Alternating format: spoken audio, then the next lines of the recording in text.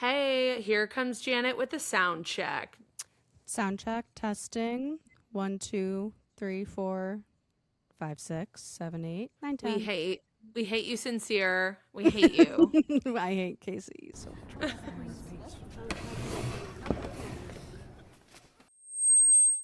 Hi everybody. My name is Lindsay and I'm a Bravoholic. You're preaching to the choir. Bravo, bravo, bravo. Honey, you have to stop saying that. Bravoholics Anonymous.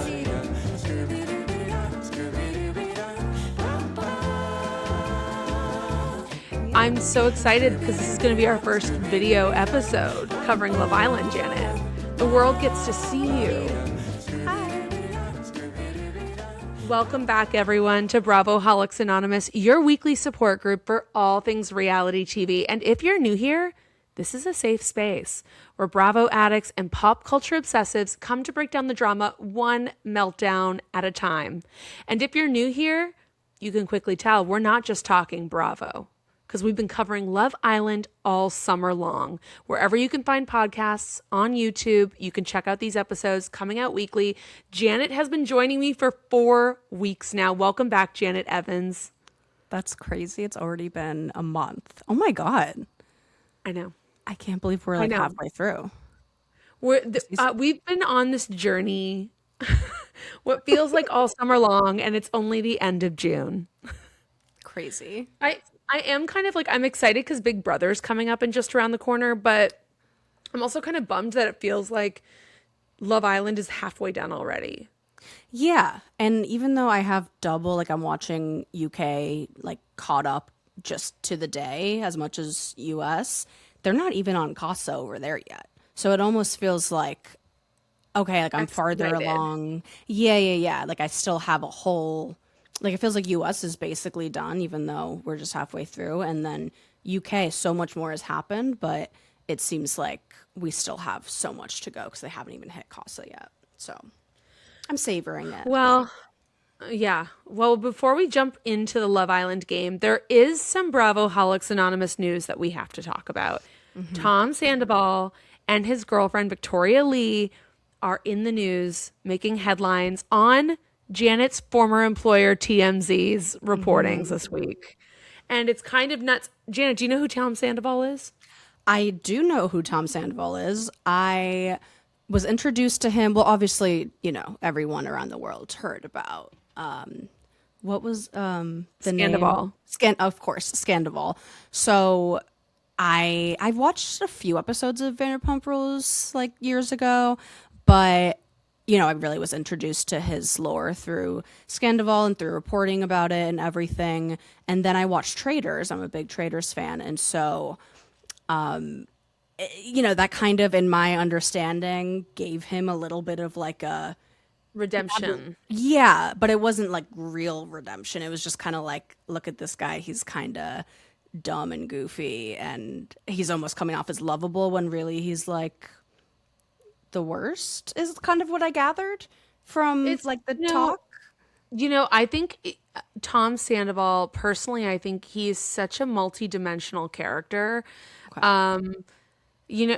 He's somebody who has big ambitions, moved to LA young, was a model, pursuing the acting, has been in a number of like really corny acting projects, but like Really? kind of like Sheena Shea, his co-star from Vanderpump Rules, like they're the type of people that really want it and aren't afraid to commit. So if you tell Tom Sandoval to do something for the camera, he'll give it to you and he'll do Right. it and he'll do it again and again and again. After Scandival, he went and did that military suffering show. What's that Special show called? forces. Yeah. Special Forces, Uh-huh. where I think it was on a really genius move because watching him be tortured as like women in an audience being frustrated with him was kind of cathartic. Right. And then to watch him make a buffoon of himself on Villains, it did totally redeem him in my eyes because it's like, why are we angry at this guy? He's a fucking idiot. You know what I mean? Like, Yeah. it totally works. It totally works. And then after that, he went on to do House of Villains.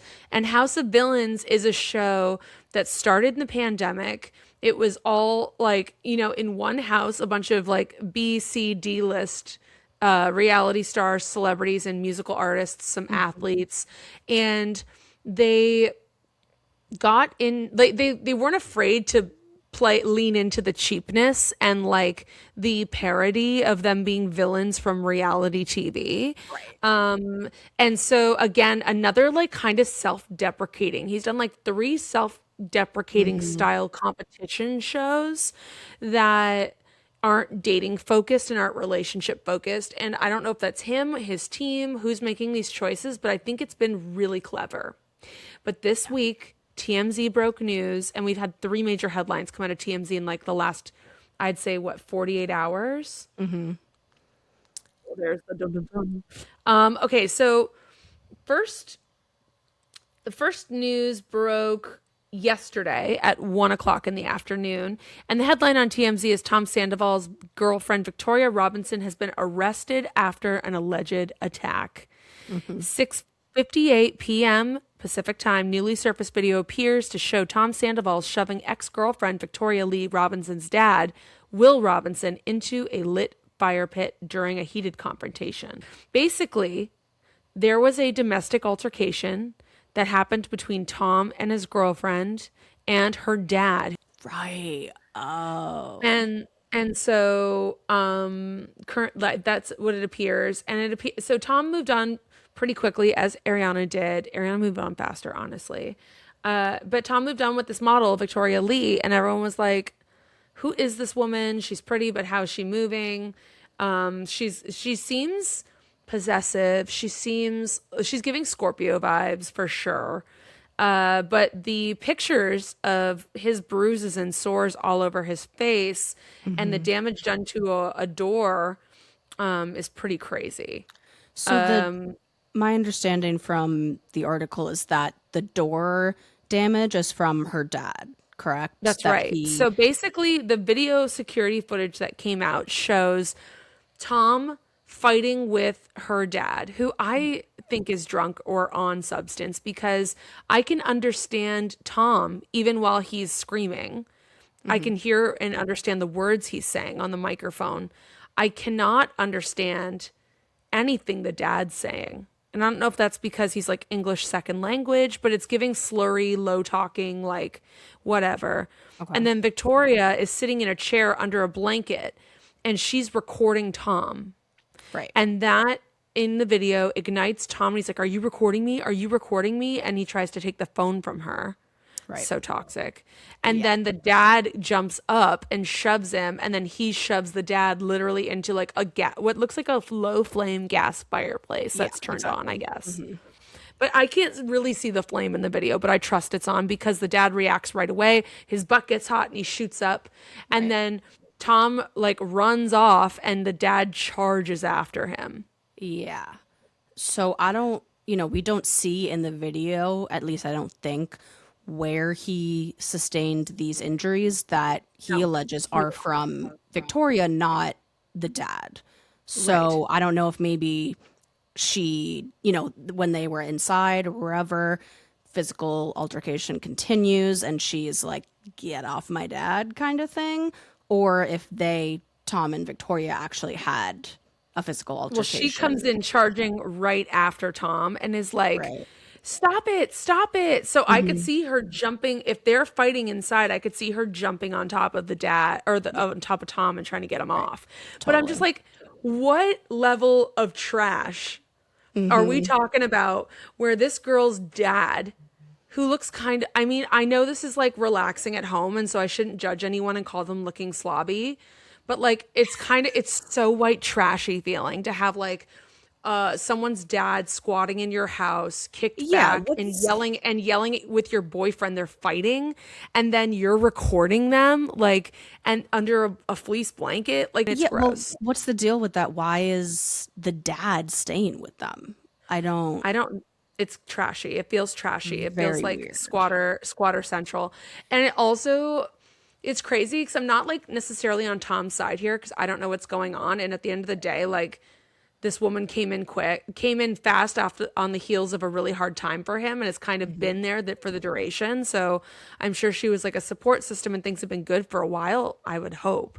But it's crazy to me that because 2 weeks ago, I was saying how great Tom looked. I literally saw Tom somewhere doing an interview about something, and his skin looked incredible. And now, what a travesty for Tom. His skin is damaged. And we all know how much Tom cares about his skincare. And it was looking so good, and now it's all ruined. And I'm sure he's going to go overdo it at the dermatologist and get too many injections or something now. What a mess. So when I first saw this headline, without saying I don't know how much I can say, but we would, if you go on the TMZ website, you can hit, call us or email us a tip. And so part of my job as a researcher would be to all day, every day, be refreshing the tip emails and, obviously flag if something was legit and we should look into this. But a lot of the time we would get like spam emails or people that were maybe not all there saying kind of like crazy things. But one of the it would be like every day or every other day, it would be a reoccurring like same person saying Tom Sandoval's girlfriend is this, that, or the other thing, just like shitting on Victoria. And I would always ignore those because it seemed like a very like personal vendetta kind of thing with no real like, here's a photo or this is exactly what happened. It was just like, watch out for her kind of vibe. And I was always like, all right, I don't know what's You going never on know. here. Like when I worked in sports, I would like get a random letter on my desk and it'd be like 4 pages of writing and it would be someone's like crazy opinion delusions about something or other. Right. But there, if we think back to like, I think it was this time last year, like last summer or 2 summers ago, Billy Lee, who is a trans friend of the Vanderpump Rules cast, or some of them, especially Tom Sandoval, got into a really big fight with Victoria and Tom about Victoria. And a lot of people have a lot of opinions about Billy Lee being a clout chaser and whatever. But truthfully, Billy Lee has been in the social circle for a long time. And so I am curious about what Billy Lee thinks about all of this because she's had they've had, I'm not sure their pronouns, they've had a strong opinion about Tom and his relationships for a while. But I also know that I don't think Tom has been on speaking terms with Billy Lee because of the fight with Victoria and him choosing his girlfriend. So it's kind of it is definitely feeling toxic when I start thinking back about other little headlines and things that have rippled through the Bravoholics community and the Vanderpump community. But it's like hard to pinpoint because he hasn't been on a show and I think it's been secretive for a while, because he's been just like doing his touring and doing the competition shows where his relationship isn't a point of discussion. Interesting. It's giving toxic white trash relationship for sure, though. A little bit. The dad just adds this extra layer of what is actually. But also, like, what normal sound mind woman would get into a relationship with Tom Sandoval within 5 months of Scandoval? Yeah. Like, that was international news. That was like a major headline. So what person in her right mind is going to go partner up and start dating that man? Yeah.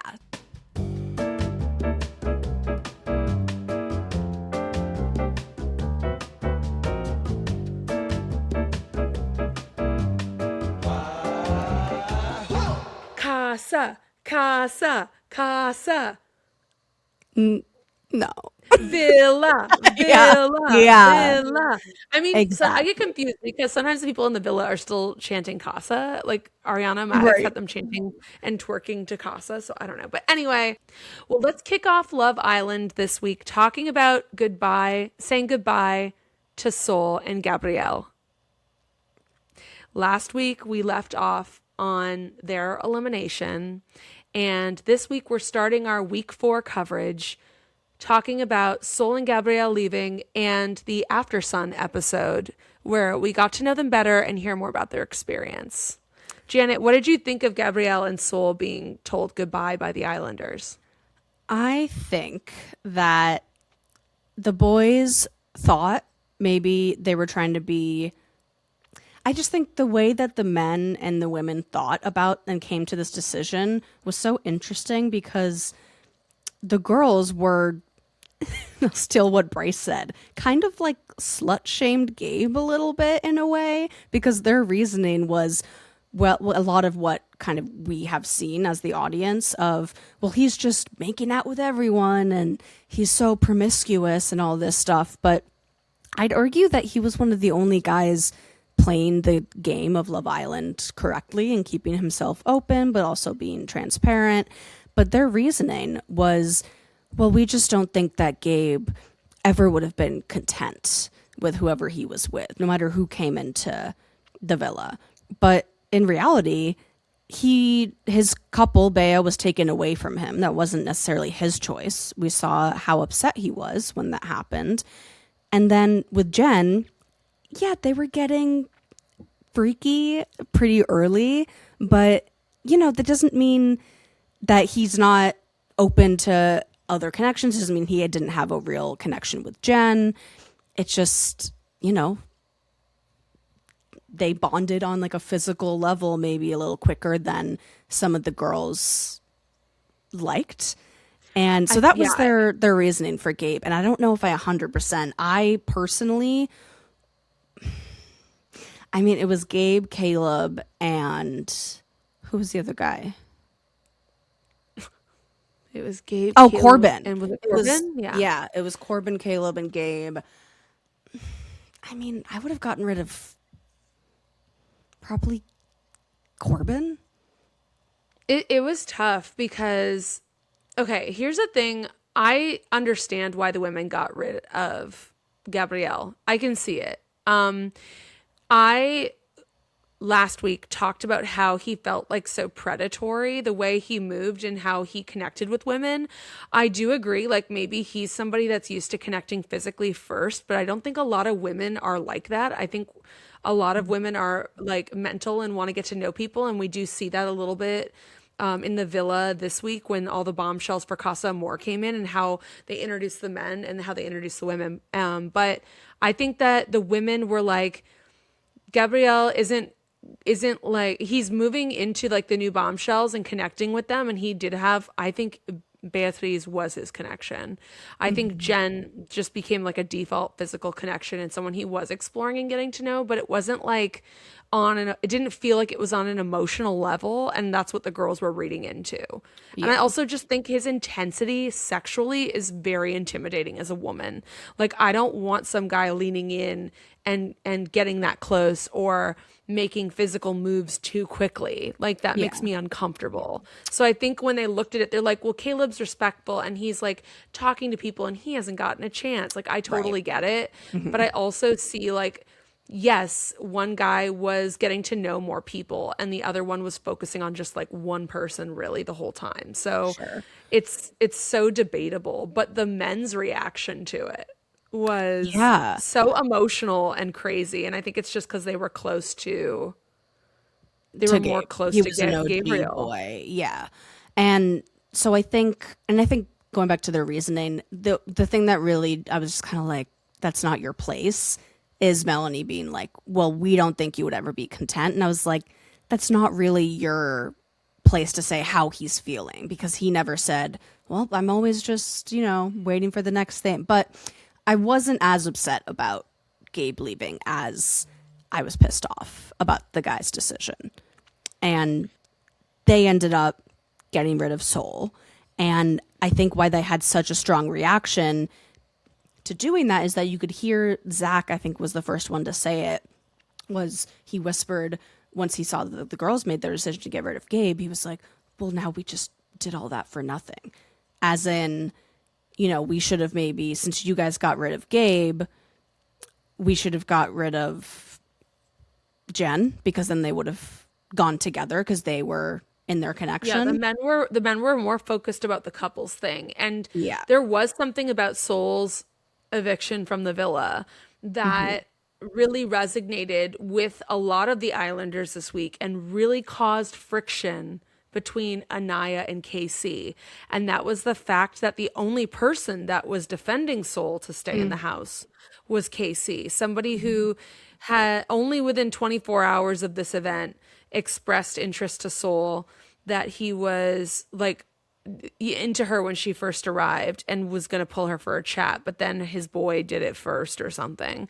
And after Sun, Sierra Miller is doing a great job so far. This is her second episode. Her and Teffy are doing a great job asking the questions we want to hear. I'm actually loving After Sun this year. And usually I've like got it on and I'm mopping the floors like in the other room. So I've been tuned into After Sun this year because of this, and like I said last week, the documentary style giving them their phones back, which I think is so interesting to hear what they look at first, what they talk about first. I think it's so telling about what kind of person they are.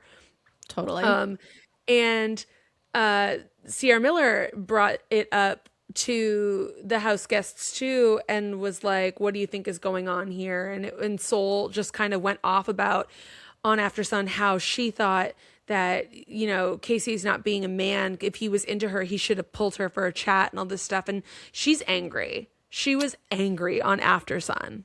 Yeah, she is doing entirely too much on the internet right now. I think that a lot of people were kind of pissed off and had a lot of empathy for Soul when she was kicked off. I thought, you know, Sincere kind of was responsible for ruining her experience because no one else was open to getting to know her. He showed interest, so, you know. And then when she got kicked off, I feel like a lot of us were with her.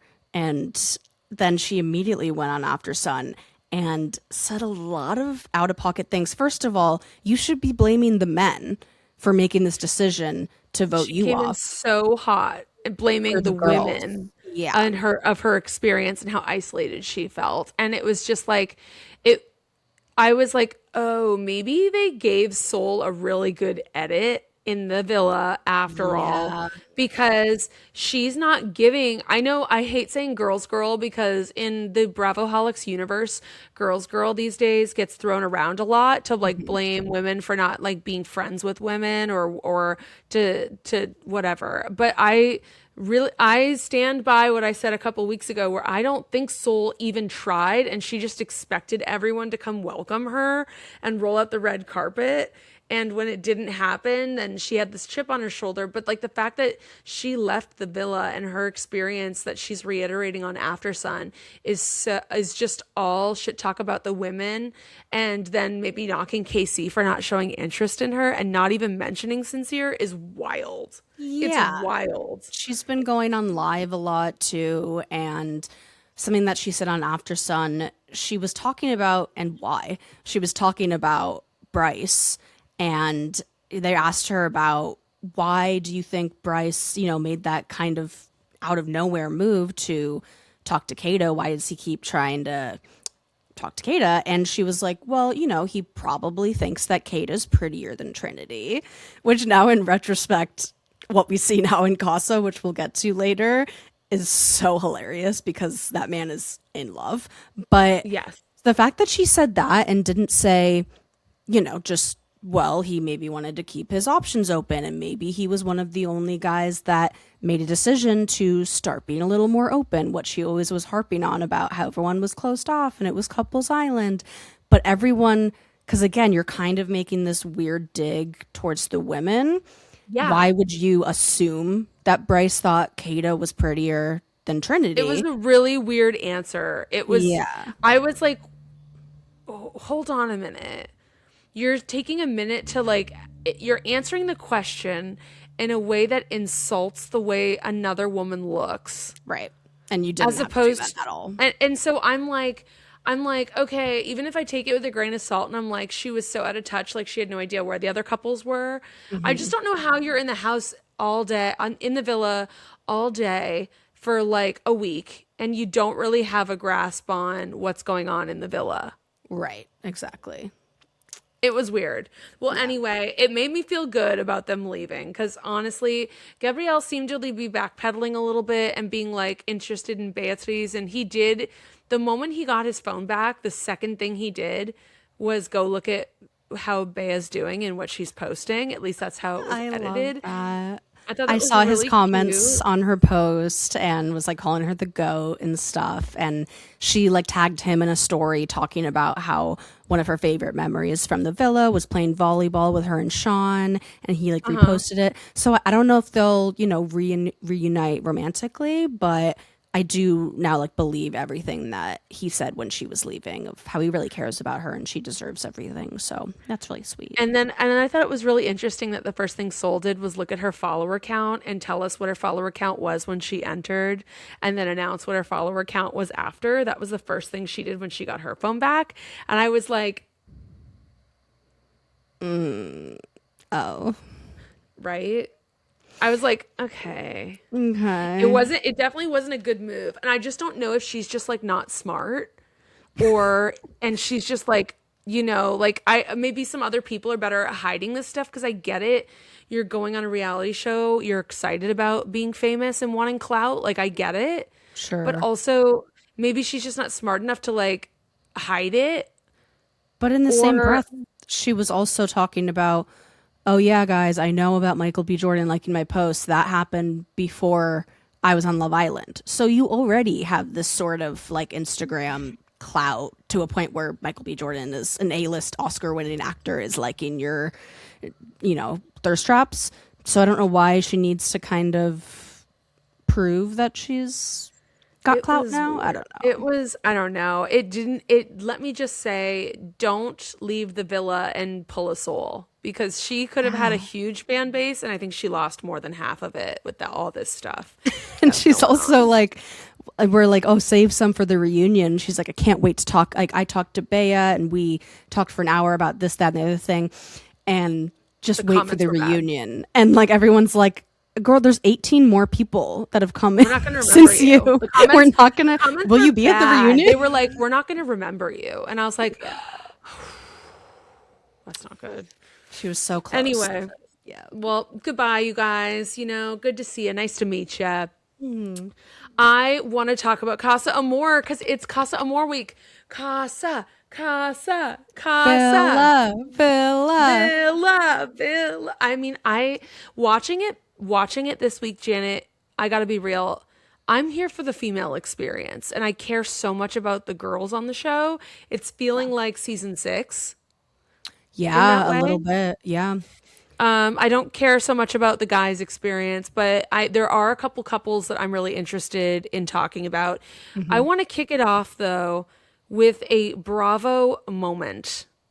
Now, if you're new to the show, you guys, Bravo moments are moments we loved on the show, and hell no moments are moments we didn't love on the show. And I have a major Bravo moment, and it is that the producers giving the women a present, and it's the live feed of the heart rate challenge with the new bombshells in Casa Amor with their men was the perfect way to put their foot on the backs of the women and launch them into the Casa Amor week. Because usually, historically on this show, the men leave and go to Casa Amor and they have no problem hooking up with new bombshells. Right. And the women sit back at the house and kind of really struggle to connect with new people because they're still thinking about their couple. Right. And this way It worked. And even before that, they set them up. They sent them a text of, we're going to do the heart rate challenge. So everyone's all excited and getting sexy. And they have the guys and the girls getting their little costumes. And the girls are so excited to like show these boys what they've got and all this stuff. And then they're just gone. It was giving quarterfinals of like the NBA playoffs. Like literally Kenzie was training all day. Like they were all practicing moves in the mirror. They were all getting ready because they're like, this is one of the biggest events of the show, a milestone. And like, we're going to really we're going to impress these boys. And the guys were doing the same thing. And then they secretly text the men, you're going to Casa Amor. And then the women show up and they're not there. Like the emotional turmoil that they're putting these people through is wild. But this is what needed to happen, because even the episode before that, like I said last week, like a lot of people were like, I'm tuned out. Like the season sucks. Like I don't. And then from that, just one decision, or I guess two decisions by the producers to fake everyone out that they're going to do the heart rate challenge together and then leave. And B, have the girls now have this big present that ends up being a live stream of them in another villa, Casa Amor, getting just annihilated by these new women and them having to see how their men are acting. Just turn the whole season, or I feel like Love Island season 8, yeah, started right when that happened. It was insane too. Like, these women are people that have consented to coming on and just like going down a line and swapping spit with all these people. And I think we're going to be studying all of this one day for sure. 100%. And you know what? The men moved exactly how we expected them to move. Total pigs. Total pigs. I had hell no moments slapped across each one of those guys. But the ones that stuck out the most to me afterwards was one, Corbin. The moment he sits down and the first bombshell comes out, he is like, looks like I'm coming back with a bombshell. And then he's like, he's literally swearing off Kenzie within the first 30 minutes. I'm like, crazy. Oh, this guy had this intention the whole time. Yeah. And him at one of the hell no's for me that really stuck out was, I forget if it was KC or Corbin was getting, a lap dance or twerked on or whatever by one of the Casa girls. And they're literally like, dapping each other up or like going like this. And Corbin kept saying, go to work, go to work. It was weird. He was So like encouraging weird. the girl to like do more. And then they were the ass grabbing and like it was insane to do that with somebody that you don't even know her name. She just came in here. Yeah. And it was like, I don't know. If I were the women watching it back, I would have been just as repulsed because I don't know. It just seemed like these guys were at the strip club. They were like Right. Sincere, another hell no for me. Sincere like was biting his lips and had like his like boner eyes, you know what I mean? Like his eyes were all squinty and like they had these boner eyes going and I was like, what the hell? And how are you okay? It was weird because they would be watching, like Corbin and them would be watching their friend next to them like go at it with this woman. And they were all so into it. They were loving watching it. Yeah. That would be weird. Like, Janet, I couldn't sit there and watch you go that hot and heavy with a strange man and just keep watching you. I'd be like, I'm going to give Janet her privacy. Right. I'm not going to be like licking my lips and getting ready for my turn. Exactly. It was, I'm like, what is happening? No, it was so just looking at these women, not even registering in your mind that this is a whole nother like week experience, that you are supposed to be making actual connections with these new girls. They're not just these like strippers that came in to, turn you on and then you go back to your wife in the villa. Like Well, that's how they're treating them. It's 100%. crazy. It feels like they're treating them like they're prostitutes and they're there just for their satisfaction. And Exactly. and not all the guys are acting that way as we watch No. the week unfold, but in this moment it's crazy. And I kind of feel bad for the couple people that I can see are like doing it for the experience, but they're really not that into it, because you can see it on Bryce's face, that Bryce and even Zach during it like took a long time to like kind of shut off the voice inside that tells them they're not that into it. I think they did eventually get there and embrace it all, but it was like some of these guys were much more willing. I think Sincere, Casey, and Corbin were much more willing to get the things they quote think they deserved this whole time. That And the quote, girls in the villa should have been doing the whole time. Operative word, should have. disgusting. We're gonna talk about KC and his disgusting, filthy, sick brain. No, I'm actually We're not gonna get there yet though, because this is just the start. This is just a little wave, a little wave before a tsunami of disgustingness out of that guy. What a fucking pig! And I can't believe anybody believed his shtick in week 1 and week 2. I believed because it. we saw He it in fooled week everyone. 3. Yeah. Well, because we wanted to root for the strong black couple. That's what they sold us. And that's what KC was trying to sell till the end. But I sniffed it in week 3. I said, something's not right here. Yeah. And now I'm so happy. I'm so happy it's going another way. We'll see. Anyway, let's talk about the clam slam that broke the internet this week. I love it. I love everyone saying like it's just one of her tics. Yeah. No, literally the women were so outraged with this behavior when the feed stopped. And my Bravo moment here is that they were like, we practiced all day. And then they're like, let's just do it for each other. And so you can tell they like literally they cut it out of the edit, but you can tell each of the girls performed for the rest of the girls. And it was just like, it was so girl culture and it made me so happy. I'm like, yes, like do your dance. But Kenzie's like her and Kata screaming at Casa Amor, fuck Casa Amor, fuck Casa, fuck Casa. And then Kenzie dropping into her clam slam was just like the perfect break to commercial moment. It was incredible. Oh my gosh, she's so funny. A lot of people that were like annoyed with Kenzie and like if she splits one more fucking time were even like, okay. The rage splits are kind of... It's like it's when you take a joke so far it's funny again, and her clam slam was the perfect moment to give it to us. Exactly. Well, let's talk about the new female bombshells that are brought into Casa Amor. We have Alana Kaser, who's 21 from Miami, Florida. She came in as the angel. She was the tiny one that they were all being weird with and picking up. And I was like, this is giving like toddler vibes, and I don't like it. She looked way too young, and tiny, so small.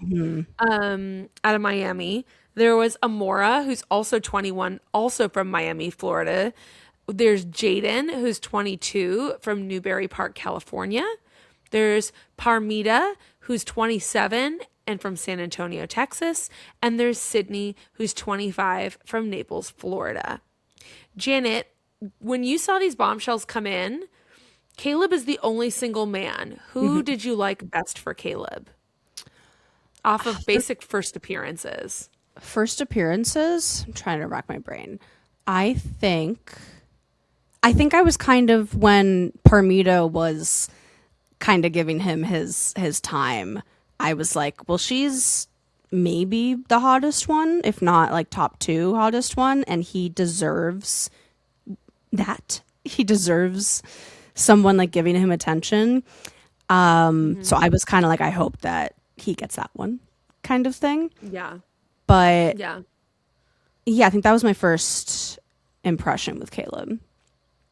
My first impression was definitely like give him the blonde because he's living in Charleston. All the women are blonde. He was in the love triangle with Kenzie, who was the only blonde except Jen until Jen arrived.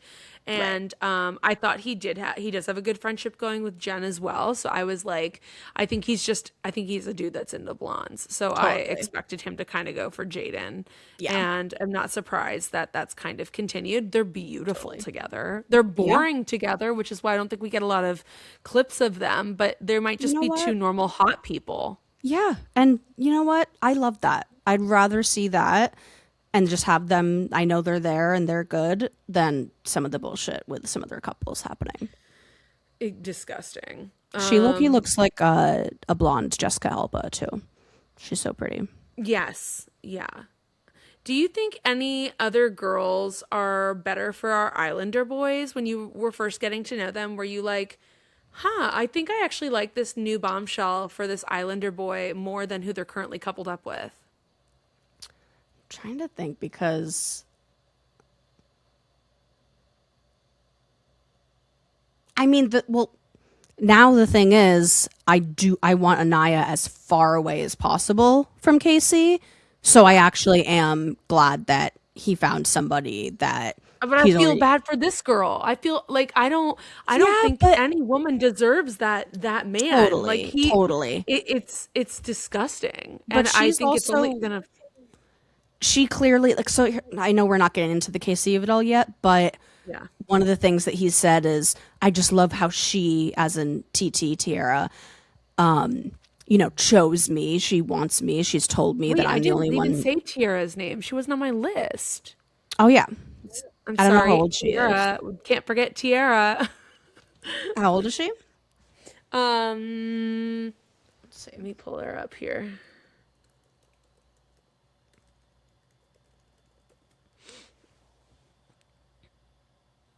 "25."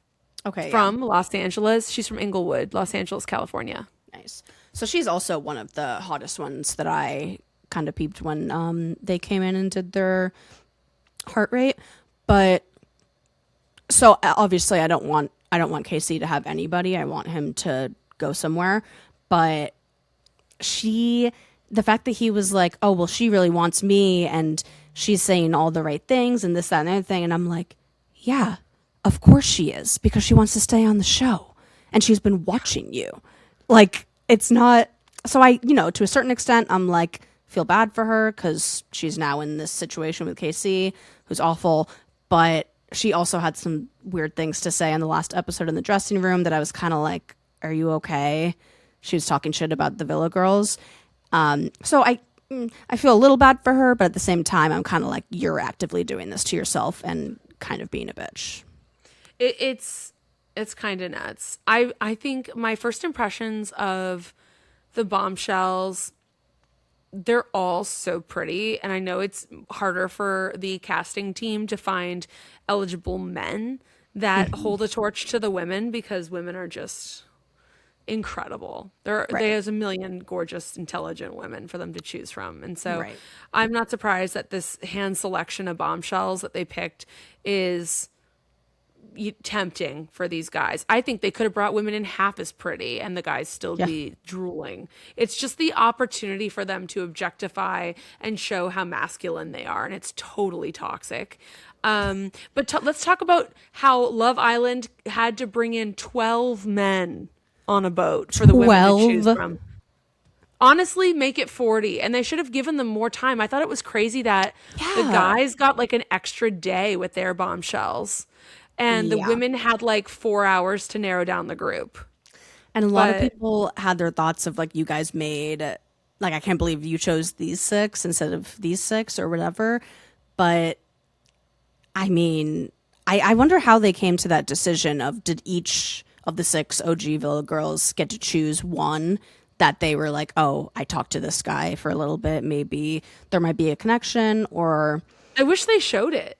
Like, okay, if it's an extra episode or if it's bonus footage, just do it and take the ad dollars. Like, what are you thinking, Peacock? But also, maybe, I don't know what came into effect with the decision making, but I think I had the first initial impression when I saw the guys they picked. I was like, who are these people? And then I thought they looked kind of average, like not even the hottest dudes that were there. But then I was like, no. After I watched the week unfold, I was like, maybe these guys were the right choice. I do think that there were a couple in the mix where girls picked guys that they didn't think were going to be that attractive or that baiting for them because they did want to go back to their couple. I've seen that on past years, though, too, where you're like, why did they pick this guy? And it's like, oh, because it's easier to kick them off later. That's a really good It's point. not going to be tempting. So some of them I weren't surprised with, but after they cleared it out a little bit and we were left with 6, we were left with Carl, who's 28 from Denver, Che, who's 27 from San Diego, Corey, who's 24 from Longwood, California, Dylan, who's 24 from LA, Gall, who's 29 from LA. And then we have Ronnie Gunter, who's 25 from New York City. Love. Okay. You like Ron? I like Ronnie. I think he's funny. Seems really easy to talk to. He looks like Jalen Hurts. So I was actually, when he talked to Melanie for a second, I was like, this is perfect. She's a Birds fan. But I think he said something that she probably is the reason why she stopped talking to him. He was talking to her and was like, well, you're like it's kind of like with you that beware of dog sign. I was like comparing her to like a dog. It's like, but you're a really cute dog and like all this stuff. And she was You're like, Chihuahua. yeah. What? It was weird. But I like Ronnie. I love Carl, and I love Carl for Aniya. I'm in love with Carl. I'm in love with Carl. I think Carl and I would be so compatible. He's just so grounded, and he, is bi-coastal. I don't like that he's a personal trainer, but I think I really like how he talks, what he talks about. I think he's so great. I also really like Dylan, and I normally hate LA guys, and Dylan and Gall just give Venice bro so bad. But Dylan is just like, he's a model, and so he's just undeniably handsome. It's really hard to not like Dylan. Agreed. He reminds me of this guy, Zach Woodworth. I think Woodworth. He was a Casa boy last season, and then he was on the most recent season of Love Island All Stars, and he almost won with this girl Millie that had won like one of the UK seasons. But Dylan is giving me major Zach vibes, and I think he's really cute, and I like him with Kenzie. Gall it's hilarious that he is this kind of like micro niche Venice celeb that owns Saba Surf right down the street from me. West Side girls all know Gall. Yeah, they do. And I'm on the West Side, so I'm like, what if maybe I'll go grab a coffee? And I'm not single. I know, but should you do a Bravoholics Anonymous like expose? Go into the field and report. I would love to. Okay, great. Do it. And let's get it recorded and get it on TikTok, and we'll share it here because at our next episode. I don't know if Kenzie or Jen is gonna bring him back, but even if they don't, and he was just, I would love to talk to him about, because he kind of seems, I like him, and like if I was single, he is probably the most my type. That's probably the one that I would talk to. No, I know. We're the opposite. It's just like because the mustache. I know. Gall is giving gay, even though he's not. Like when I hear he's very, very gay. Really? He comes off like, when I say that, I mean like his literal voice. When I hear him talking and I'm not looking at the screen and he's talking to the girls, I literally said in my head at one point, I was like, oh, just the girls and the gay again. And I'm so happy that Kada didn't go for him.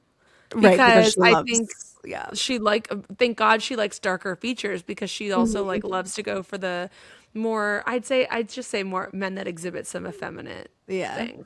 And I think that's just something that Gall's probably picked up because he probably spends most of his time with different women.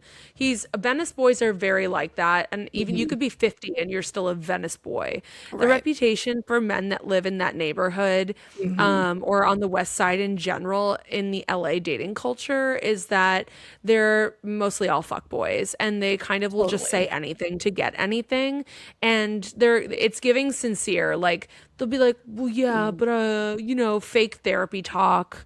And when Gall first came on, I was like, wait. I went and looked because there's a West Side coffee shop that I love. It's called Narwhal, and it is also run by surfers, but it's like a little bit more refined than selling surfboards in the coffee shop. I got it. And I was like scared for a minute. I was like, oh my God, is this the guy that I just met at Narwhal? And thank God it wasn't. I think that guy's name was like Alex or something, and he owns it. But he's literally cut from the exact same cloth. Yeah. I'm convinced now the thing is to be like coffee bro surfer. I think that's the thing over there now. He's a small business owner. We love that. I do love his personality small is like, I think like physically I would go for him, but his personality, I didn't love the way that he talked to Jen when, like, he barely talks too. Like, I get he said he was like a little shy, but I was like, you're a Casa guy. You got to kind of put in a little work here. He's not putting in any work. No. He's not pulling Jen for chats. And I love that Jen read right away that he wasn't giving her the energy that she needed, and she went and pulled Ronnie. I do think it was a little childish of her to like trauma dump on Ronnie what was going on with her and Gall, but Ronnie seemed okay moving with it and leaning in and hearing what she needed and then giving it to her, because later on we see Ronnie taking her to the dock and then asking to kiss her and like putting moves on her because she was pissed that Gall wasn't putting moves on her, and that's how she sees someone's interested. So like, Ron is showing that he can listen and move, and I think that is going to end up resulting in Jen choosing Ron to go back to the villa. I agree. Yeah, I think I didn't like how Gall was telling Jen, like, what, are you jealous? When he was talking about wanting to talk to Kenzie. It was disgusting, and it was gross that he was like, instead of reassuring and just focusing on their time together and being honest about still being open, it felt like he was baiting her to get a reaction and was trying to play women off each other. And I'm like, it's just classic fuckboy. And it just, sorry, Venice men, like this is literally what we all think of you. And maybe not Janet, but the rest of us. No, In the Valley, we hate you. You suck. I mean, I don't know if my guy counts as like a West Side guy because we just moved here like 2 years ago. But No, yeah. he's like, I live on the West Doesn't Side. count. Does he wear cowboy hats and Wrangler jeans and drive a Bronco in Venice?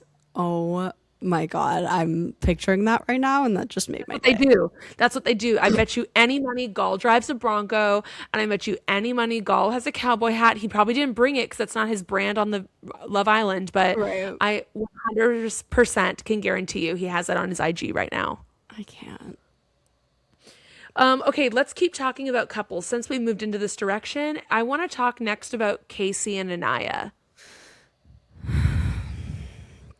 Okay. Janet, unload. Give it to us. Okay. I don't even know where to begin with this. Casey. Let's talk about how excited I am to see Aniya realizing who Casey is without Casey there. I know the producers are feeding her a little bit and giving them these baiting pictures and videos of what's happening, but I think Aniya has known the entire time in her gut who this guy is, and that's why she didn't want to let her guard down. And now she's meeting someone who's actually really sweet. I'm not saying that Carl isn't a dude and isn't going to, I think he's on his best behavior right now, but I still think he's a way better guy than Casey is. And so I'm happy that producers gave her a great match that put them in the same colored bathing suits, maybe as a visual indicator that they think they're going to be compatible, and that she's having space to process how toxic this fucking man is, because Aniya doesn't deserve Casey. And I think he only wanted to hang out with her to be an OG couple that goes the distance and be like strong black couple and try to like fake out America. Exactly. Casey, a lot of people are saying, oh, he's changed so much in Casa. He's not changed. His mask was just slipping. The past like 2 episodes before they went into Casa, it was slipping a little bit. And then now it's completely off. His true colors are shown. He thinks that he is entitled to, there are so many quotes that we could throw out right now of things that he said since they got in there and started getting, the heart rate challenge from the new women, that he has no respect for Aniya. She had the women's intuition, like you were saying, that she kind of knew without completely outright saying it, just by, hey, I just want to make sure, like, am I limiting your experience? Do you feel okay? And he kept reassuring her, no, I'm good here. I'm good here. You're safe here. And as he said, he talked life into her, spoke life into her. He literally said he had to speak life into her every day.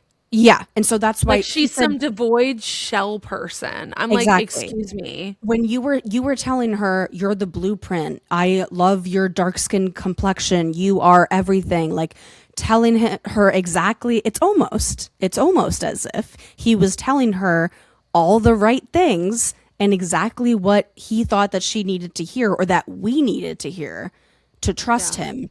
And now the way that he speaks, even about the Casa girl that he's with now, TT, I don't like the way that he speaks about her. I think we touched a little bit last week about the red pillification of it all. Now it's just so just in your face that Casey thinks that he is entitled to, when he saw the picture of Aniya kissing Carl and she had her leg up a little bit and it was nothing raunchy. She's wearing a dress and you could see, like, her leg is up a little bit on him. And the fact that he had any reaction at all after telling Corbin earlier in the episode, straight up, I'm bringing TT back. I have nothing in common with Aniya. I have nothing in common with her. So why were you with her for 19 days? And telling her that you're safe and everything and writing love letters to her if you have nothing in common with the girl? You're completely outing yourself. It's as if he doesn't realize that Casa is being filmed. And that, I think I think these guys have like such a lack of emotional regulation, and we're literally seeing it. Like, the each fact, guy is exhibiting how they are emotionally crumbling in the casa, and their actions and how they're demonstrating it is, I don't know how anyone could, even if they survive the couple through the show, watch the show back and be like, I know two couples could survive it. The rest of them, I'd be like, you're a mess. You need a therapist. no, seriously. And we've seen a lot of these like actual therapists give their takes and their breakdowns of what's going on Yes. with the KC, which has been so, just they're saying it so much better than anything I could put into words, but everything they're saying is so spot on what I've been thinking. And the fact that Sincere, he, as much as he is, let's face it, he is doing to Amora what he did to Soul, and he's probably gonna come back alone and want to be with Melanie. He's gonna choose her again because he just deserved to explore and whatever. So even though his actions are disrespectful to Melanie, just like there were with Soul, whatever, he's a lying piece of shit. He hasn't, none of the other guys besides KC, and maybe Corbin a little bit by saying, you know, I haven't thought about Kenzie at all since I've been here. None of them have actually disrespected their couple in the villa. Not even Sincere. He hasn't, you know, said a disrespectful word about Melanie since he's been there. Well, because he's still KC going to go back to, sorry, we'll talk about Sincere. I have to hold my tongue. No, totally. I'm on just saying him. that the fact that I would rather Sincere than KC right now is insane.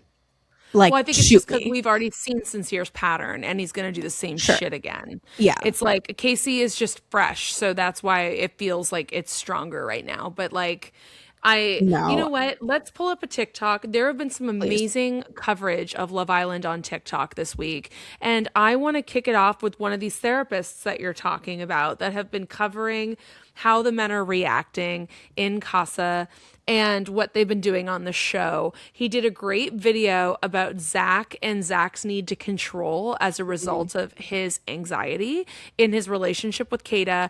But this video specifically is about Casey and what we're talking about. This is Austin Callow. I will link him below, and he's putting out some great stuff, so you definitely want to check it out. These are our licensed therapist takeaways from Love Island Season 8, Episode 20. As always, keep in mind that we're getting deliberate edits of people and environment meant to manufacture drama, so I'm just using this as a lens to discuss therapeutic ideas and not in literal or diagnostic fashion. In this video, I'm going to talk about KC and Aniya and how reactive relational patterns develop and cycle. Something in couples therapy you're mindful about as a therapist is how these patterns cycle and how we create them with our self-fulfilling prophecy. Basically, if we go into a conflict presuming how somebody's going to react in response to us, we go in anxious and physiologically dysregulated. So we actually go into it defensive, and naturally we can actually elicit a defensive reaction out of them that wouldn't have happened if we didn't predict it to happen. In my opinion, when Casey saw that picture of Aniya with her leg wrapped around Carl, one of his reactions was feeling humiliated and betrayed and ashamed, because he had felt as if he had been duped. In his perception, since Aniya had presented herself as uncomfortable with physical affection, not kissing him in bed or that she wouldn't put her leg around him, he actually felt ashamed that he had trusted her response to that he didn't notice that she wasn't into him. Of course, this is his perception. We also pair this with a narcissistic wound of her doing that with somebody else, so that feeling injurious, that it made him feel small and degraded. Just a little PSA, a narcissistic wound doesn't mean someone's a narcissist. That's not how it works. It means it's an injury to our sense of self and our value.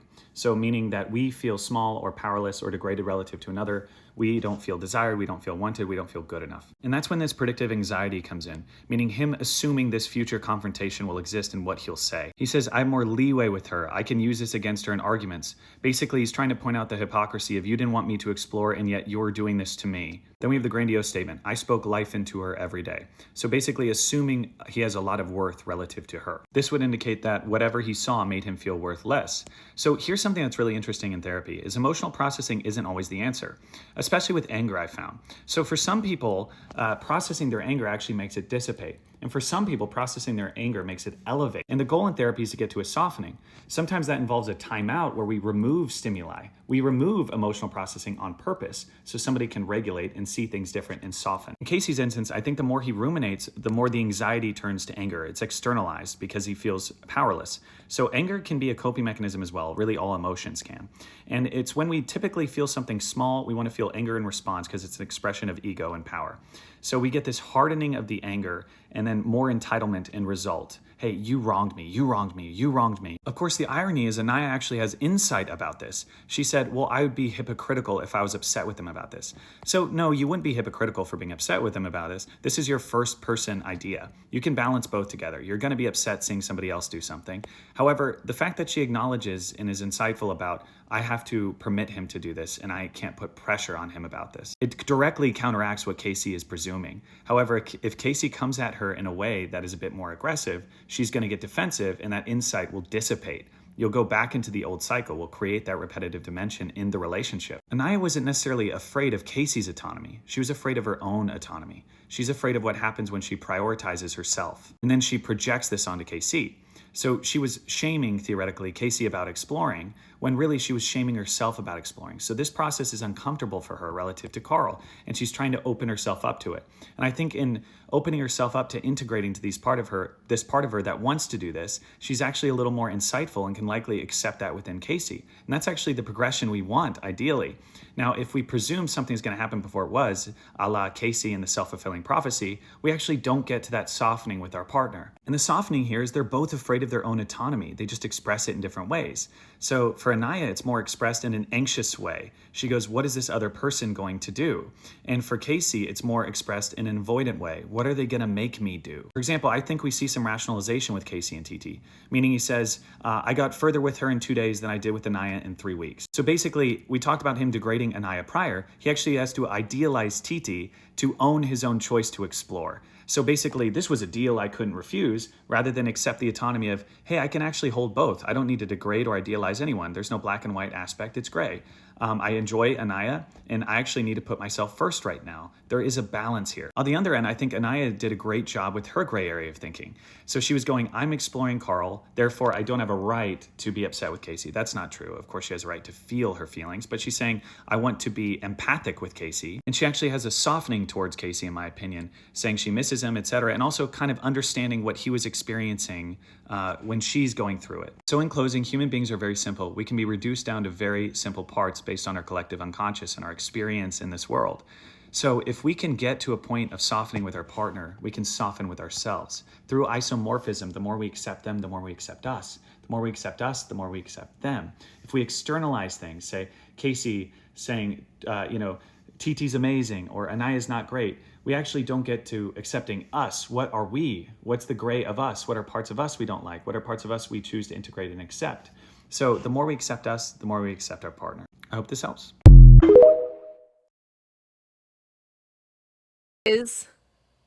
I'm so irritated. That man on TikTok is a genius, though. He is that is a good therapist. He watched all of that and then articulated that so beautifully. I want him to be my therapist. I'm like, how much money does it cost? Let's get in early. No, but it was like, what a dissection of what he's doing and how he's moving.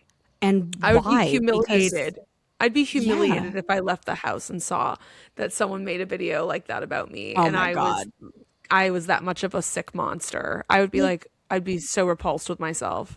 The fact that he's been keeping score since the very beginning of she never picked me. That she didn't pick him first. She never stood behind my door. That. But you know what? You didn't pick Aniya either. You were both coupled up together by default. Not that the guys had a choice to pick, but if you're by your own logic, you didn't pick her. Who's to say that you would have? So it's just Mr. He's a total narcissist. He's like, I'm important. It's all about me. And then the fact that he does, I love this pendulum swing thing. He goes into this, then he swings his pendulum in the total opposite direction, goes into the thing with TT, and then literally provokes her right off the bat to see if he can control her. When he knows that he had no actual interest in Sydney. He just wanted to to see what would happen. And her reaction was, you know, I think one of the guys was telling him, like, you know, TT's reaction was worse than Aniya's when she found out that you know, wanted to save Soul or get to know Soul. And so that's her reaction after knowing you for a day. Aniya started, you know, kind of peeping some of the stuff and protecting herself after 3 weeks. Yeah. I think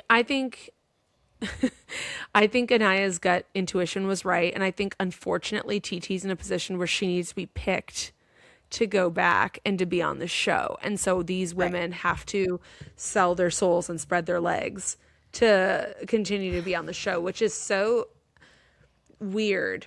And so it makes me, you know, question a lot. And since we're on a roll talking about these things, these topics, gender roles in the show, and how, for example, coming into the villa or Casa Amor for the girls, the guys came on in a boat in the morning and they got to know the girls, and then they did a challenge a few hours in, and then they picked.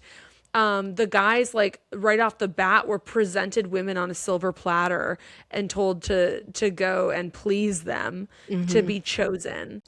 Now, I know that Love Island was not trying to create a controlled sociological experiment of how the genders would behave in a matriarchal versus a patriarchal society when they created Casa Amor and the villa, but they did exactly that. So I'm going to talk to you guys about it. So the currency in these villas is to stay in the villa, and each gender coming in has to cater to the opposite gender. So meaning that in one house the men have the power, in the other house the women have the power. We see in the patriarchal house, the women have to perform acts of sex almost immediately. They have to twerk on them, kiss on them. We see that in the very first challenge. The very first challenge for the women was simply having a conversation, having a big party, and everyone talking together. No one has to twerk on anybody right off the bat.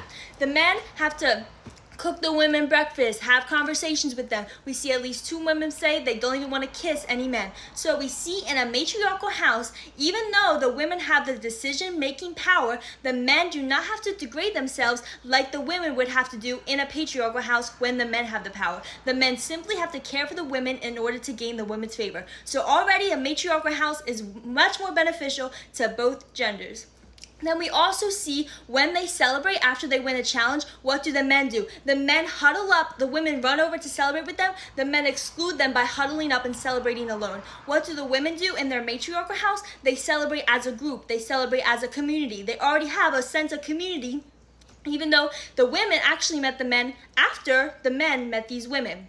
So we see that in a patriarchal society, even though both genders contribute equally to the success, only the men celebrate together. That means only the men are reaping these rewards. In a matriarchal society, both genders contribute equally, both genders celebrate equally. We see a higher sense of community. And whenever people say to you, isn't a matriarchy just men being lesser than women? Show them these clips from Love Island. Show them Casa Amor versus the villa in Love Island and tell them no. Because in the villa, the men are already benefiting way more than the women are in Casa Amor. And that's all on today's episode of Yes, It Really Is That Deep. It was a perfect breakdown of how different these houses are at the moment, and how, like you were saying, women, we like to bond. And the women, why they were so upset, Kata specifically, she, you know, I got really upset watching how upset she was seeing the postcard with Zach kissing Alana, who, by the way, we should say Alana is no longer in the villa. She had some racist videos resurface or comments, and she's gone. So now Zach actually doesn't have a choice to bring somebody back. He wasn't going to bring her. He wasn't going to Alana. Anyway. Right. But regardless, when Kata saw that picture of him kissing her, she was very, very upset. And one of the things that she said was, you know, I've been so respectful. And she wasn't saying it in like a tit for tat way of, well, if I knew that he was being disrespectful, I would also be disrespectful. But it just shows, you know, obviously everyone was coupled up and so seemingly into each other, but it's only the women that were, you know, I will only probably leave my good coupling with the villa guy if I have more of a connection with the Casa guy. And so I'm going to take my time getting to know him, and I'm not going to, you know, be cuddling and kissing right away because I want to be respectful to my couple. And the only guy doing that in Casa is Bryce. The only person. And we'll talk about Bryce and Trinity in a minute, but let's keep talking about Zach and Kata. I think that you're right. It's not a tit for tat thing. When she says that, she means I'm genuinely testing our couple by getting to know other guys and see if there is attraction. And you're starting by shoving your tongue down people's throats. Like it is, it's totally disrespecting the women, even if the men are like, well, it doesn't mean anything. It's just a challenge. Like, even if that's the vibe, it's still like, this is going to upset your partner. So why are you doing it? And they were all, looking at the photos closely and they were like, well, this is clearly a challenge, but this is clearly not a challenge. Like, Kata was even like, that's what he was wearing on the first night. That was the first night. When the letterboxes arrived, I was really shocked that Zach was the first to notice right away. And it just shows his anxiety that he's exhibited the whole show. He was the first to notice, oh my God, the girls are going to get one of these too. And the women didn't even think that. Not once did we see the women say that or think that, but Zach noticed it and called it out right away to the group of guys. Because he now knows that they got. And, exactly. And there's something to be caught as if he didn't already consider it because his brother was on the show, but whatever. I feel conflicted because I really like Zach and Kata, but I think I only like them because I want Kata to be happy. 100%. I think that Zach has exhibited clear emotional unintelligence this entire show. I think he's a child. I think they really like each other, but like I hate that Kata's with a guy that can't clearly identify how he feels when he's feeling it and can't stand 10 toes down and say how he feels. And I can tell Zach cares, but I think he's exhibiting all of these red flags every time he becomes vulnerable about something, talking about what if new bombshells come in like seconds after they're in the hideaway together, talking about making comments like, well, now you're not going to get brunch, and like trying to control or punish people for him starting to feel insecure. I think is so toxic. I think his emotional manipulation is like a 10 level, but it could still affect someone that isn't like grounded emotionally. And I just think Kata's such a baddie. Like, I think after all of this, she's going to get like a Maura Higgins career. She's going to be like a Sierra Miller trajectory. I think she's articulate and she's so stunning that it's going to be hard to not throw her on everything, Thank God. I think also another example of Zach's immaturity there is the tiff that they got into right before they left for Casa, where his immediate, reaction was, oh, so then I should just go pull Melanie. And she was like, I was joking. And she's like, well, clearly not, because... Well, she's telling him openly that she's open to still talking to Caleb. Right. And his reaction is a tit for tat. Then I'll go pull somebody. Right. And when he was the one... When they saved Caleb, he was the one that was like, oh, so all of you should talk to Caleb now. And then, well, he pulled your girl. And now you're mad. It's just he's literally, I don't know how she's gonna watch this back and still be attracted to him because it's just so juvenile. And when I say that, I mean truly. It's like a little boy looking for like his mommy to take care of things. He's just not a good partner besides being hot. So we'll see where that goes. At the same time, when the mailbox arrived, I noticed another man's face that was just like sick. Looked like he wanted to puke, and not because of his behavior, but because of what was going on and his uncertainty, and that was Bryce. And I just want to say, I know I wasn't sure. I know I was being trepidatious our last meeting about Bryce and Trinity. But this week, I saw their relationship go from maybe a 4 out of 10 to like a 9 out of 10. I've seen them being intimate in bed at the end of the night, which seems authentic and like they're truly connecting physically. Something I didn't see in them the last meeting we spoke. And I was very critical of how I didn't feel like he was into it. But I think they both just really had their guards up. And this week I've heard him saying how he misses Trinity so much. She's the only one that laughs at his jokes, even though Zach was trying to tell him that she never laughs at his jokes a couple weeks ago. He misses her laughing at his jokes, but not from an ego way, just from like a way of being with her and spending time with her. He's talked about how much it's like he's being respectful, like our TikToker just said, like these women are all beautiful, but they're just not Trinity. He's giving us like light young adult boy yearning, which I think women are just so hungry to see. And in the back of my mind, I am a little concerned. I'll be real. In the back of my mind, I'm a little concerned. I still think he's the Rob Roush. I still think he's the most intelligent and aware of the production. I don't think the stuff with Trinity's fake. But I am a little worried that he's playing up certain things or saying certain things to give the soundbite, like the yearning. But I'm not mad about it. I really love Bryce and Trinity, and I could see them being like a hot LA couple. I want to see them on red carpets. I want to see them in the world together.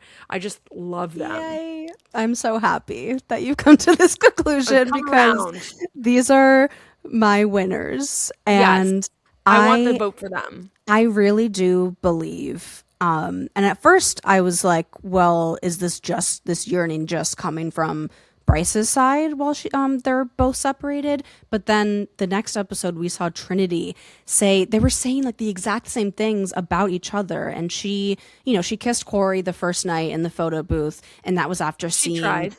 Yeah, she exactly, and that was after seeing. She turned him Bryce. away. She said, "I can't. I don't want to lead you on. It's not going to happen. My heart's not in it." And Bryce saying this last episode, I would rather, go back single because my feelings are so strong for Trinity. I would rather like die up there by my. I forget sword. Exactly. Yeah, by my shield sword or something. That's why, like, sometimes he's giving the soundbite where I'm like. Yeah, I'm like, bit. First they had him playing into like the bromance, then you have him, playing into the young adult yearning, but whatever, it's fine. I buy it. I mean, he, like you said, he is intelligent. He's very emotionally intelligent. You always see him, being the voice of reason with the guys as well. He's one of the only ones that will kind of like call them out and be like, wait, but what are you actually feeling? I think it was KC was talking about Aniya and what she might be doing over there. And he was like, well, don't worry about what she's doing over there. It's about how you feel. And so he's very much, the most level-headed one by miles. But I really believe that both of them have built this solid foundation that has now grown into a really beautiful thing of maybe you wouldn't, on paper have put these two together. And I also just found out today that Bryce didn't apply. He was scouted. So the whole like being aware of production and stuff, maybe, but he actually didn't, yearn to be on the show. He was asked to be on the show. So it does make me look at him even in a better light too, that kind of the same vibes as, that guy Che saying he doesn't have social media. I was like, oh, green flag. Maybe you are trying to find somebody. I kind of has been, okay, maybe Bryce is also, he didn't really know exactly what he signed up for in terms of he's miserable in Casa, and all the memes and pictures of him just like sad in bed like this, or like, in the confessional, like crying over Trinity. He's like, man, like, I didn't know this was part of the deal that you take my girl away. Like, I don't know. I hope that he's not like other men and is just completely being performative about this. I can't forget that he's a DJ. But I actually did look into his mixes, and they're pretty good. They are. I can't believe they're good. I'm annoyed a little bit, but whatever. Okay, I'm so excited. Let's talk. I am too. For them to Let's reunite. talk about the next one. We don't have to spend too much time on. Kenzie and Corbin, they're done. They're done. Yeah. And I'm looking forward to the crash out that Kenzie's going to have when he comes back into the house, because even though they're done, Kenzie is the type that needs to tell you how she thinks. She's going to have a shit fit. I think she's going to have a shit fit when that guy walks in. I disagree. I think she knows how to hold a grudge, which we saw with Zach. after he did that with, stood on the red and went with Kata, she literally has not said a single word to him since that. And now that I think she's the kind of girl that once you screw her over, she's done, and that she's not going to give him the satisfaction, especially since she's found someone. I think she thinks that, but she's so scorned by Corbin that she is going to still give him an earful, especially because the girl that he's bringing in is her opposite. And you know how she felt about hearing that she's not someone's type. True. And so the fact that he's going to bring in a Miss Miami personal trainer is going to be. Can we talk about Corbin and Parmita as a couple for a second? Because just really quickly, because well, no, there's nothing like they are say? just I'm losing brain cells watching them. I know. Oh, That's you're so hot, like, and you're so hot, and I'm so hot, and so we're perfect. And she's like, I can't wait to go back to the villa and be hot. I'm like, what? Is this when real? We get back there, we have to be so hot. And I was like, This is exactly what I expect people from Miami to sound like. Sorry, no offense, but offense. It's awful. Let's talk about and try to not completely unravel emotionally talking about Sincere and Melanie. The toxic trash of the island. Like, I can't deal with Sincere and his crazy patterns. Like, the fact that man sits around and uses these weird, like, psychology metaphors, like telling women that they're like, you make my cup full. I'm like, can you shut the fuck up? And then Melanie, so annoying. And the fact that like Melanie is still over there wondering, and like I loved at one point this week, she literally checked herself. She's like, I'm being delusional, and all the women were like, you're being delusional, totally, because he's totally doing exactly what he did with Soul with this girl. 100%. It's just copy paste, and I think I'm very proud of Melanie. So far, even though I know that there's a huge possibility that she's going to disappoint me tonight or in the episode that airs tonight by, not coupling up with Corey and choosing to stick with Sincere. And then we know that Sincere is probably coming back alone because, again, it's going to be the same thing where he deserved to explore, but now he's going to go back to Melanie. I will be upset. But I think the fact that she's been told by the Casa guys, several of them, without going into too much detail, because I don't know how much they're allowed to tell her in terms of, what they've seen. But they're, very heavily implying that this guy's a piece of shit and he's lying to you and you should be embarrassed in the nicest way possible.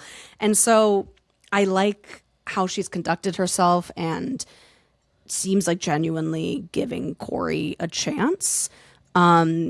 Sincere, I'm just, like you said, because it's a little predictable now, because we've seen this before, that I'm not even, my blood does not boil that much seeing Sincere with Amora as much as it does seeing KC on my screen doing or saying anything. Right, because one is like a newer thing for us to see in our faces, and the other we've been dealing with for 4 weeks. Yeah, it's just a different kind of betrayal. I want to see them. I want to see fucking Sincere bring the girl back. He's gonna do it. No, I don't think he will. You think he's just gonna go back empty and be like, Melanie, I'm here? Well, actually, you're probably. I think it really depends on who talks to him before he makes the decision. I'll be real. Yeah, I think that's true. I do. I think if like Bryce or I think KC's going to bring someone back, and I think that Corbin's going to bring someone back. And the fact that KC and Corbin were talking together about bringing girls back for sure, and then wondering about Sincere, I think they're going to go talk to Sincere about it, right, and try to get him to do the same thing. If Bryce or a producer or even Zach talks to Sincere about it, because Zach and Sincere had a moment looking at the villa talking about how they miss their girls. I don't know how real that was. I feel like at the end of the day, like if America didn't put Soul with Sincere, he would have used Soul all week and then still went back to Melanie anyway. So I think there is a chance he shows up alone, but I think this is all dependent on who talks to him before he makes the decision. 100% agree. Because he's not going to want to go back if Melanie could potentially have found somebody. Right. I think because of what happened with Soul and that Melanie still decided, even though she was with Corbin, she could have wrote her love letter to Corbin. She, after one conversation was Sincere of him saying, I miss you, she decided to recouple with him. So he knows that this has worked before and that he can kind of do whatever he wants to her and she's still going to come back.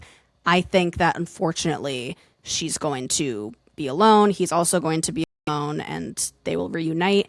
And what she said something last episode that really I was like, oh, damn it, is she was like, am I going to make this decision based on, you know, something that's growing with this new person or based on how someone has treated me in the past? So talking about like Sincere's treatment of her as in it's some sort of just mistake that he made by lying to her and not a personality trait of his. It's just, you know what I mean? It's giving abused woman, and it's sad. You know, it's like it's like the lady across the hall that has the restraining order on her ex-boyfriend, but then he's still like showing up. And then at 2 a.m. you have to call the cops to help her because she's screaming for help in there. Yeah, exactly. I'm not saying it's that bad as a domestic, but like that could be them in 25 years when they have no fame left from the show. Like, and he's cheating on her and then they start fighting. Like he's if he's this comfortable moving like this, he's not into her. Right, on TV where millions of people... Imagine when the show's over. Who was it this week that said that? Oh no, Melanie said that. She's like, if he's moving like this, imagine what it's going to be like when they're not on the show. She literally said that. So I don't think she can go back to him. No, but like that's the thing. It's like she is so aware and it seems like she understands, but then she'll go and do like follow her heart anyway. It's like a head and heart kind of thing. That it's like she knows that it's wrong, but something about that is like, oh, and I don't want that for her. But unfortunately, I mean, we'll see. Maybe she could surprise us. Maybe Kata could surprise us too and bring Che back. But unfortunately, I think both of them are gonna. Che back. I know, but she should. But yeah. I know. I feel like there's no way she can give Che a fair chance. She's like, she's obsessed with Zach. She's liked Zach more than Zach's liked her the whole time. Oh, I think the only reason Zach hasn't liked her at that level yet is because he has so much anxiety about everything. Yeah. It's a mess. It's a mess. What do you think is going to happen tonight when they pick their final coupling? Tell me what you have predicted. Okay, well, obviously, Bryce and Trinity are going to be reunited. They're both going to, not bring anyone back. I can't wait specifically. I kind of hope they make them last. I kind of hope they make, because everyone's rooting for it. I hope in the edit, Trinity and Bryce are last and they're both alone. Like Trinity's sitting by the fire alone. And then she's waiting for Bryce the whole time and she's so stressed and she's like crying because she's wanted to cry all week. She finally let it out the other episode, but you could tell she was trying not to cry like day two. And I'm going to literally cry. I'm going to cry like when they cry. I'm telling you, I've been watching these TikToks of people predicting what song they're gonna play, and somebody, I have chills. Look, I swear to God, I was getting full body chills when someone was saying, "This is the song they're gonna play," and it was "Nobody Gets Me" by SZA, and I was like, I got full body chills. Oh my God. So I can't wait for that. Caleb is obviously going to bring back Jaden. Yes, definitely. And then Jen is going to bring probably Ronnie because I don't think that. I hope so because Gal hasn't been giving her what she deserves. So I do hope that. Yeah, I like Ronnie. What do you think is going to happen with Zach and Kata? Unfortunately, I mean, obviously Zach doesn't really have a choice now because Alana's gone, but I don't think he would have, brought her back anyway. I unfortunately think they're both not bringing people back and they will be recoupled. Okay. Kenzie will bring, and I know in the first look for tonight, they showed her talking to Gaul again, but I think she just likes options. I think she likes black dudes. She's a black dude girl. I think. Well, so she's not going to bring back any of the black guys from Casa though, or from. I know, but you know what I'm saying. I just I think he's too light featured. Yeah, totally. I think. I guess if I would have to bet on it, she would bring back Dylan just because we've seen more of their connection. But I think it could be a toss up. She could, kind of switch up and bring back Gall. So one of them, She does like older guys. She talks about Yeah. it a lot. and Dylan, she said, is her age. So, and then Gall is obviously pushing 30. 29. Yeah. 29, yeah. Obviously Corbin is going to bring back Parmita, and they're so stupid. And KC, ugh, I'm like, he's going to literally bring back triggered. TT, especially Yes, after hearing he already that told analysis. us. Yeah, he's Yeah. bringing back TT. What's Aniya going Aniya. to do? I really want Aniya to choose our... I am praying. I am praying that she brings back Carl. But even in the first She's look, so sweet. the first look that we saw, the first thing we saw was Aniya being like, "But Casey's so fine," and Trinity literally had to. They're like in the dressing room, and she was like, "Don't be fucking dumb. Like, don't be a dummy." I Like, how love many her. times does he like Trinity's like, "Get it the fuck together, please." So I hope that. Oh, it would be a fucking nightmare if she doesn't bring back Carl. But there is Honestly, a chance. It's like, how much more do you need to see? Honestly, if she doesn't bring back Carl, she doesn't deserve him. I do. You know what? I love that for you. Wait, where does he live? Thank you. He's from Colorado, but he also spends time training on the East Coast in the summer or something. I don't know. He's a hot guy on Love Island. They live everywhere. They're omnipresent. And they're all going to move to LA when the show's over. And they're all going to move to LA when the show's over, so it doesn't matter. And beyond the villa or whatever. No, ew, not Carl. He's not. That's not his life. That's not what he's about. Anyway, okay. So then, if Aniya doesn't bring Carl back, I won't be mad. But I'm also not going to feel bad for her when she breaks down that Casey has this total chip on his shoulder because she didn't suck his dick or something. Unfortunately, I will still And feel if bad, if this is going to teach her something, then maybe she needs to see it. But because I can't believe that. I mean, I know she doesn't know how he's moving, and she hasn't seen what we've seen. But still, she hasn't seen. I don't want this for her. I don't want this for her. No. I wish that they would just clip some of his quotes and like sent that to her beforehand, but that would be almost cheating because you're supposed to go with like. Well, I still hope we get movie night. I still hope they come back together, and then this week we get movie night. That would please. We need movie night. I want her to, even if she's single sitting there, I want her to hear everything Casey said. I want Kata to hear everything Zach said. If they don't give us movie night, I might fly to Fiji and burn the villa down. There's no way. And even like they did something with Casa, they did this kind of new twist. Maybe they'll make movie night even worse somehow. Or better, but worse. I hope so, because people were outraged last year when they didn't give it to us. That was crazy. Okay, well, it's going to be a big week. I'm really excited about more Love Island. My God, I feel like the summer's flying by. I know. Have you been enjoying the summer? I have. I mean, You going to the beach out there in Culver City? No, because it hasn't gotten that hot here yet. It's been like low 70s every day for the last month, which is beautiful. But I want like a hot day. Go to the beach. Yeah. I've been once on my birthday. We spent a day at the beach, but yeah, I'm full-time job is looking for jobs. I got some cat sitting work coming up. Yay! So it'll be you've something. got plenty more correspondence gigs on Bravoholics Anonymous. Yes, my other job. Thanks everybody for attending this week's meeting. We'll be back next week to talk more Love Island and reality TV madness. If you are loving this content and you want to see more, check us out. The videos are on YouTube, podcasts wherever you get podcasts. We are on Instagram. We're on TikTok.